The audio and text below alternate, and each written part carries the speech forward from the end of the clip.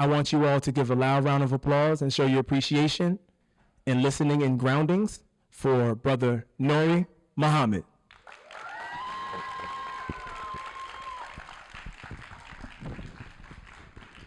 Thank you, sir.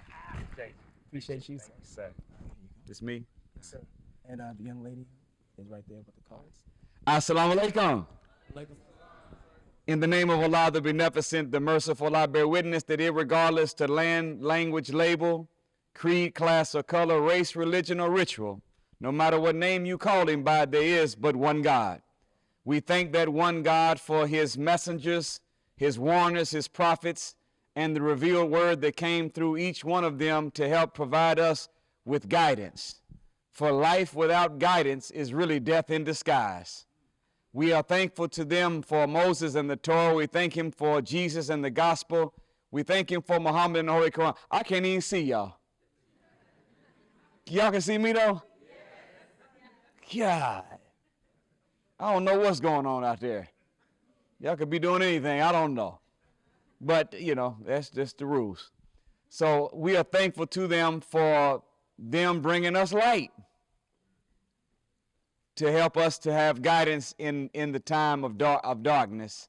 I'm a student of the Honorable Minister Louis Farrakhan, and as his student, I am greatly appreciative and deeply in debt to the intervention of God in the affairs of us here in the wilderness of North America, in the person of a man named Master Fard Muhammad and the Honorable Elijah Muhammad. And today we are so thankful that there is one among us that has not bowed down to this enemy. He doesn't scratch where he does not itch. He doesn't bend when nobody's dropped nothing. He has never compromised. He is unbossed and unbothered. The man that I'm talking about is the man that taught me everything that I know and is the example of the man that I hope to one day become. That is the Honorable Minister Louis Farrakhan. It's in their names. Yes, we could do that. We could do that for him. It's in their names, sisters and brothers, that I greet you in the greeting words of peace of Assalamu alaikum. Let's give Brother Linton a great round of applause for putting such a beautiful program together. You can't even tell this is his first time doing this.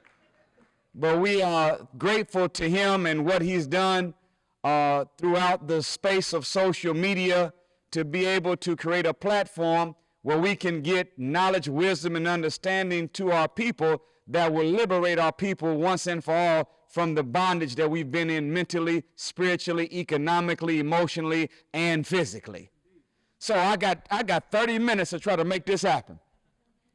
We were in, I believe it was Seattle, doing a press conference a few months back, and I didn't have anything prepared, but as I was standing there, I believed that the Lord of the worlds put something in my head to put in the atmosphere for this press conference that I want to share with you as a concept today. I said that we will never get the hood right until we get the home right.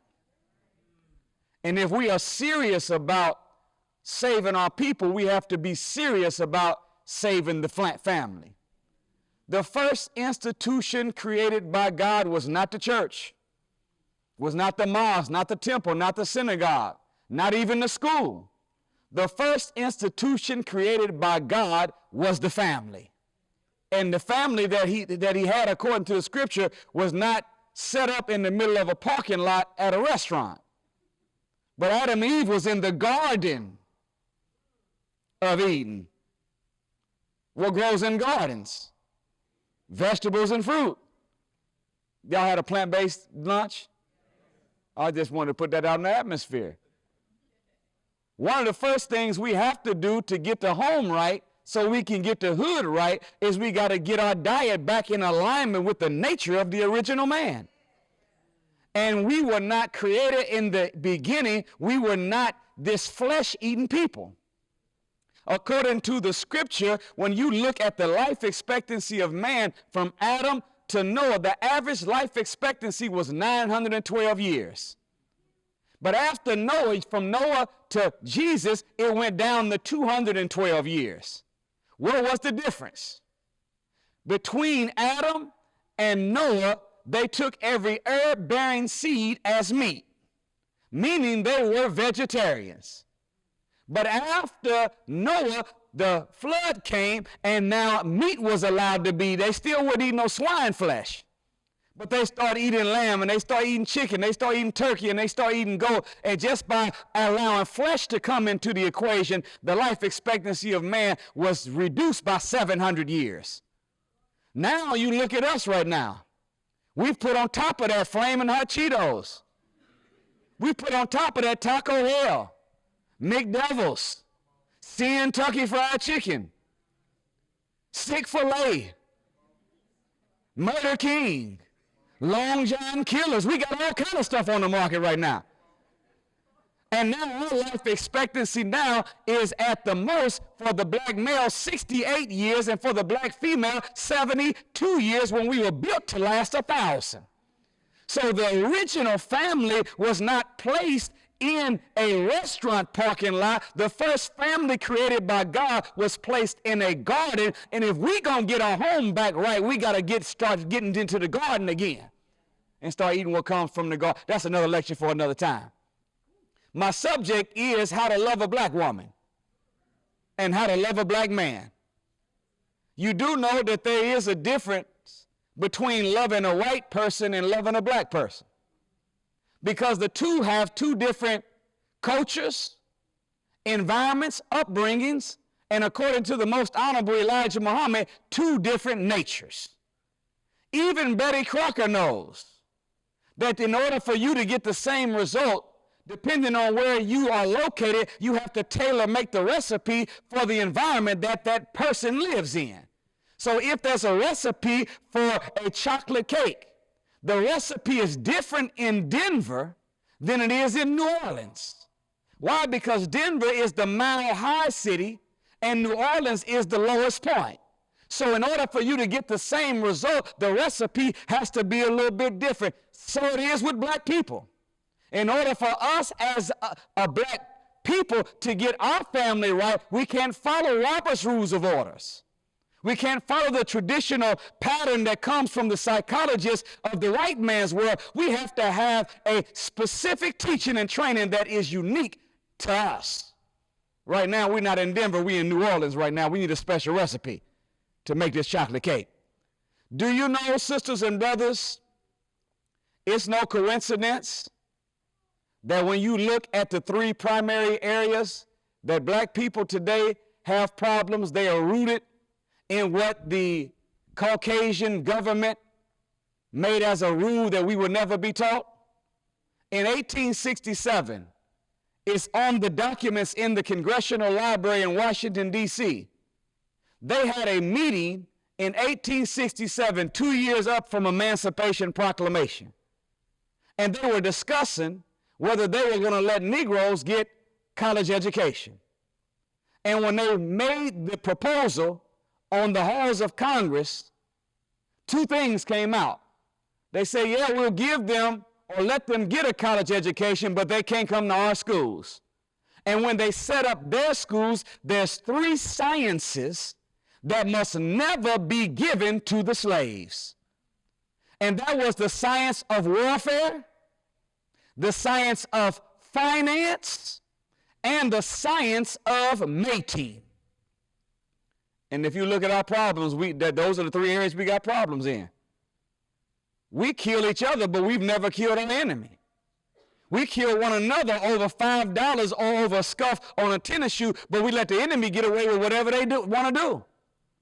And you know we don't have the science of business because we are the only people on the planet that spend 97% of our money with the white man and still blame him for nearly 100% of our problems. Something wrong with that math. We are the leaders in unnecessary spending. We buy what we don't need with money that we don't have from people that we don't like to impress people that we don't even know. Is this the truth?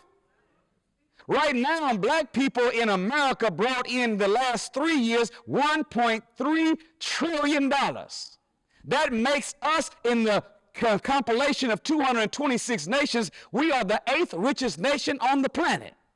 We have coming in double the income of Mexico and almost double the income of Spain, yet Mexico is taking care of 103 million people, and Spain's taking care of 47 million people on a 208,000 square mile landmass, and they have their own train system, airports, own school system, they have their own government, they have their own world, or half the money we have. We have the same population as Spain, but we don't have nothing that we can call our own. We have never been taught the science of finance. And then the other side of it, do you know right now that black people in America have a higher divorce rate than people in third world nations? People living in mud huts with no running water are maintaining their bond husband to wife better than we are as black people in America with all the stuff we have. Right now, black people in America have a 75% divorce rate. This means for every 4 couples you see, 3 of them are not going to make it. We have never been taught the science of mating. Well, what is mating? If we were talking about mating of horses or dogs or chickens or any animal, the process of mating is picking the right male and female to come together with the goal of producing offspring that will share both the DNA that came from the male and the female we brought together. So whenever we want to have pedigree dogs, when they want to have pedigree stallions, they bring the male and the female together that have a certain type of DNA, so that when they come together and they produce from themselves, the offspring will have their DNA, which puts them in a position where they have inherited preparation, and they are constitutionally fit to even be better than the mother and the father of that species was. So the first phase of mate selection is we have to know as a woman how to pick the right man. And we have to know as a man how to pick the right woman. Steve Harvey, he's quoted something that's in one of my books several times now, and he haven't gotten it all the way accurate, but he's doing pretty good with it. It's decent. But what he was saying on Shannon Sharp's interview and on his radio program, he was quoting the statement I made when I said this: the most important decision that we will ever make in our life after choosing belief in God is choosing the right mate to spend the rest of our lives with. For the mate we choose will either inspire us to grow into our greatness, or they'll confine us to complacency. They will either be our other half, or they'll make us half of ourselves. The minister said it like this: a good relationship brings out the best in you and makes you more youthful, while a bad relationship will bring out the worst in you and cause you to age prematurely. We've never been taught how to pick a mate. But I want to share a formula with you that I learned from my teacher one time at a dinner table. There is a law of compatibility between the male and the female. He said that as a woman, you should make a list of what an ideal man looks like for you. And as a man, we should make a list of what an ideal woman looks like for us. And as we are courting, getting to know the one that we hope to be that life partner, we should be looking for the characteristics that we have on our paper. Now, just a footnote. Whatever you do, sisters, don't give him the paper and say, this is what I'm looking for in a man, because he might fake it until he make it, and then the relationship will be messed up in the future. But you have, as this list, whatever you want. At the top of the list should be spiritual characteristics. After that should be personality traits. And the last thing you should have on the list is physical traits. No, nobody wants to bear witness to that. Okay, that's all right. That's all right.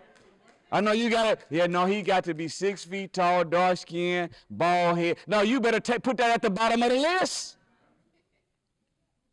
In the Quran, there's a chapter 33, 35 that lists 10 characteristics spiritually that you should be looking for in an ideal man or ideal woman. It talks about a believing man and a believing woman, a charitable man and a charitable woman, an honest man and an honest woman, a woman and a man that fasts, a woman and a man that studies and preserves themselves and is noble and honorable. See, these are the characteristics that you should be looking for at the top of your list. Then now you got personality traits. Then you got some physical ones at the bottom, and the minister said that if the person that you are looking at to become your mate meets up to 70% of what you call an ideal man or ideal woman, that's a sign that compatibility is present. Our problem is that we are settling, and we find 3 out of 10. And think that, I'm going to put this love and this, that, and the other, and I'm going to treat this person and X, Y, and Z, and maybe later on there'll be the other stuff.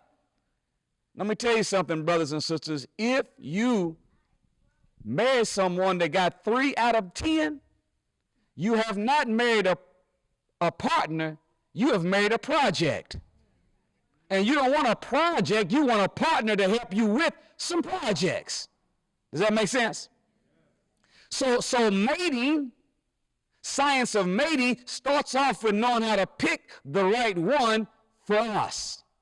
Second side of mating, whenever they bring the stallion or the dog or the chicken or whatever species together, offspring comes forth from it. So the other side of mating is knowing how to be a good parent to the child that we brought into the world. Y'all right? So guess what, sisters? When you are thinking about that man, one of the key things you should have at the top of your list is, will he be a good father to my children? Brothers, one of the things at the top of our list has to be, will she be a good mother to my children? Why? Because whenever this first family was put into the garden, there was 4 instructions that was given to them. Number 1, be fruitful. 2, multiply. 3, replenish the earth. 4, subdue it. Do you know that the word replenish means to replace with something better? So the assignment of you and me as parents is not to make our children like us. Our assignment is to make our children better than us. We want to repopulate the planet with a higher grade of people than currently exist on this planet. So when we come together, we have to have as that top part of the top of the list, is she going to be a good mother and is he going to be a good father? Y'all all right? All praises are due to Allah. Before we were kidnapped and Caucasianized and westernized by an enemy, the black family was our power base. This is the reason why when Napoleon was hired by the English rulers to go through Africa and destroy all of the images of black excellence. Did y'all know that? He went inside of the mystery schools and got rid of all of the architects that were black.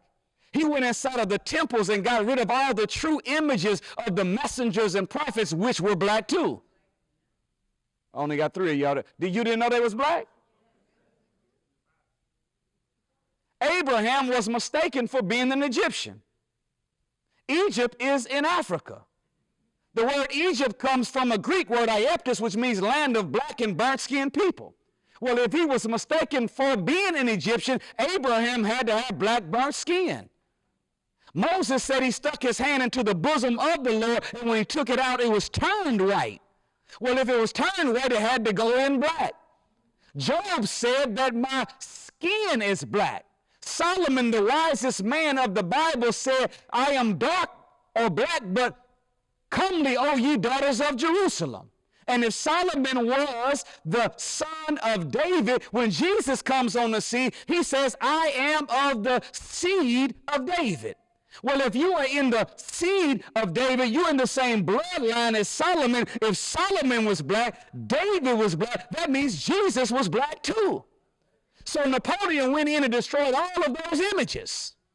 Then he came and seen this figure at the base of the last remaining wonder of the world called the Pyramid Giza, 451 feet high, goes down into the earth 451 feet deep, covers 13.5 acres of land, stacked. It has 1 million blocks of gold and marble and granite stacked mathematically precise, each stone weighing 3.5 tons apiece, up in the air, down into the earth, not even deviating 1 square inch. And we, the black man and woman, we built that without John Deere and Caterpillar. We built it without a bulldozer or a crane. At that time, the mind of the original people was so powerful, we know how to impose mind over matter and move objects with our mind. Well, how did we get that kind of power? Do you know after he seen this figure called the Sphinx at the base of this Pyramid Giza? He said, we got to make sure that this thing is damaged where they can't get rid of it. Easy was it for them to knock off all the pictures and burn all the pictures, but here you got a one figure that's 151 feet long, 70 some odd feet tall. How are you going to get rid of that image? So Napoleon in 1798 trained his cannons on the face and blew off the nose and the lips of the Sphinx. I know what they said in school. When you ask them, well, how did the nose and lips come amiss? And they say it was just weather and time and natural erosion. Well, why come erosion didn't happen to the tail or the claws? Why come the ears still look so good? No, see that broad nose and thick lips. See, Napoleon knew that there was something called image association in our minds. See, if the lion is the king of the jungle, and our head is on the lion, by image association, the message is going down the line of time from our ancestors that we are the king of this planet. Written underneath the Sphinx is Arabic words, Abu el-Ha, which means father of everything. See, you can't make a slave out of somebody that knows they're the father of everything. You can't make a slave out of someone that sees themselves as the king of the planet. So Napoleon had to blow the nose and lips off so that we wouldn't know that we were the kings. Then he went inside the Pyramid Giza. And right now you can go inside on a tour and you'll see Osiris, you'll see Asar, you'll see Alafun. These are the male black gods. But next to each one of them, you will see where it looks like somebody's been scraping the image away. Do you know what they were doing? See, they were scraping away the image of the woman that was with them. Why? Because not behind, but beside every great man has always been a great woman. So you never seen Osiris without his queen Isis. You never seen Alafun without his queen Ilida. You never seen Osai without Aset. They always work together. Why? Because the message is that we are independently with a certain amount of power, but when we come together, the synergism of a good black man and a good black woman coming together makes us powerful and unstoppable. So how many minutes left? 3, 2. So there's 3 things that we noticed about what was on the pyramid walls. Number 1, there was no men with men. Number 2, none of them were boyfriending and girlfriending. In fact, we did a word search of nearly 70 translations of the Bible and 5 translations of the Holy Quran, and we looked up the word girlfriend and boyfriend. We couldn't find it in no scripture. This means girlfriend and boyfriend is not in the language of God. Well, if it's not in the language of God, whose language is it? Third thing we noticed is that none of these black guys were with a white girl. Oh, sisters, I thought y'all was going to clap for that one right there. That was an alley-oop now.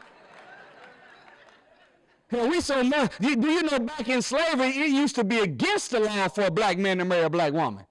Now today, you almost need to make a law to get him to do it. So if I'm saying that they didn't have no white woman back then, that's letting them say, that's turning them back to look toward you, the woman that's been the most loyal woman to us, more than any other woman that's been in any other race of people. Would you agree? So, there is a verse in the Bible in Ephesians 5:33 where the Lord of the worlds gives gender-specific commands on how a woman can get the best out of her man and how a man can get the best out of the woman. It says in these words, each one of you men must also love his wife as he loves himself, and the wife must respect her husband. Two different things. To get the best out of the woman, you've got to love her. To get the best out of the man, you got to give him respect. The language of the female is love. The language of the male is respect. The more honor you give the man, the better you can get the best out of that man. The more love that we show our women, the best we can get out of them. And I'm going to say this. They did a study in 2012 where they interviewed women all over the world to find out what women were really looking for, and it came up with this. They were looking for a man that was loyal to them, that would listen to them, that would love them, that would labor for them, and was a learned man that had laughter or a good sense of humor. And if we want to be able to make that black woman happy, we've got to possess all of those ingredients. Respect can be converted into an acronym. Y'all know what an acronym is, right? Acronyms, we have every word and every letter in the word represents another word. Like CIA is an acronym. It stands for the Cocaine Import Agency. No, FBI is an acronym, finding a black man to incarcerate. Media is an acronym, most effective devil in America. NAACP is an acronym, Negroes always asking Caucasians permission. That's what it has been. I'm not saying it's going to be, that's what it has been. The Pope is an acronym, protector of pedophiles everywhere. That's what's been going on. Respect, R-E-S-P-E-C-T. This is the way you say. Well, how's that for the man? I thought Aretha Franklin sang that song. Yes, she did sing it in 1967, but the original artist that sang the song and wrote the song was Otis Redding in 1965. And when he wrote the song, when they interviewed him asking what was the inspiration for the song, he said, I was writing this song to my wife. So it wasn't Aretha Franklin asking for respect.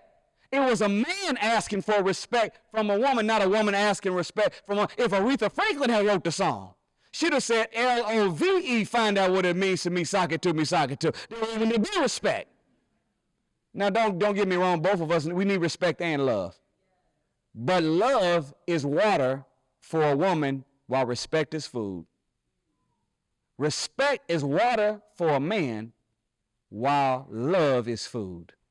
If you convert it into an acronym, sisters, follow this simple formula. If you want to get the best out of your man, R, show respect and honor to that man.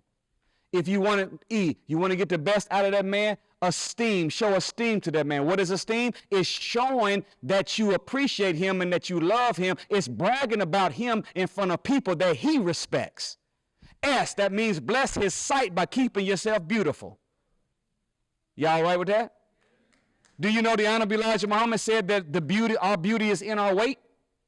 He said for every 1 pound we are overweight, it takes away 1% of our beauty appearance. Some of us are overweight, 30, 40 pounds, and still beautiful. Imagine how beautiful you would be if you knocked them 30 pounds off. Bless, the S also stands with speech. Offer him kind speech. Y'all with me? Then the next one is what? P. Show your man as often as you can that you are proud of him. Then the next E is eat. Feed that man good food. Calculate what that man's job is, his function is, and think about what would be the nutritional breakdown that would be required for that man to perform the task the best that he can. Don't just be a cook. Don't just be a chef, sisters. As a wife, be a food scientist. Your laboratory is the kitchen. And when you're putting in the ingredients and the proper herbs to give him what he needs to be successful tomorrow, make sure you put the most important ingredient in the pot, and that's the love you have for that man and your family. Then the next thing is C, show compassion to that man. Men are more sensitive than we act like we are. And last but not least, train your children to love their father. And if you train your children to love their father, you'll find that you can come and cook in that good food. He'll show up tired from getting beat down in this white man's world. He'll smell that fresh bread cooking that you made and the vegetables cooking that you made with the garlic, and then he looks over, the house is clean, and you over there looking beautiful with a smile on your face, cute and comfortable. And then whenever the keys jingle, you train your children, look, when daddy comes home, I want you to show him that you love him, you appreciate him. He may not be at all the games, but the reason why we have food in the refrigerator is because your daddy loves you. The reason you got a bed in your bedroom is because daddy loves you. Go show your father some love. And when that black man comes home and he has a son jump on his leg, a daughter jump on his neck, and he looks over his shoulder and sees you back there with a smile on your face, looking beautiful, breathing in good food, you now have converted your home into a spiritual recharge center, where you both can unplug from this no good, wicked white man's world and come to a place of pure love and extract from that environment peace and power. That is how you love a black man. And that is how you love a black woman. Thank y'all for listening. I greet you in peace. Assalamu alaikum. I have a question. I don't know if you are familiar with this current movement in the community of black women kind of just seeking men from money, like being trained to seek men only for what they can do for you, but to not get emotionally attached to them. And if you are familiar with it, what do you think about it? Well, it is written in the gospel of Big Mama. Well, now, Big Mama got some stuff she said that's just as true as Matthew, Mark, Luke, and John. Birds of a feather? That's not in the Bible. Big Mama said that. A family that prays together? That's not in the Quran. That's Big Mama. Big Mama said romance without finance is a nuisance. So it is not the primary thing you're looking for in a man, but it has to be on the list. See, a man has to be a go-getter. A man has to be a hunter. A man has to wake up and go out and conquer the world and bring home the resources to make sure that the security is present for his wife and his child. So it is something that should be a part of it, but it's not the main ingredient.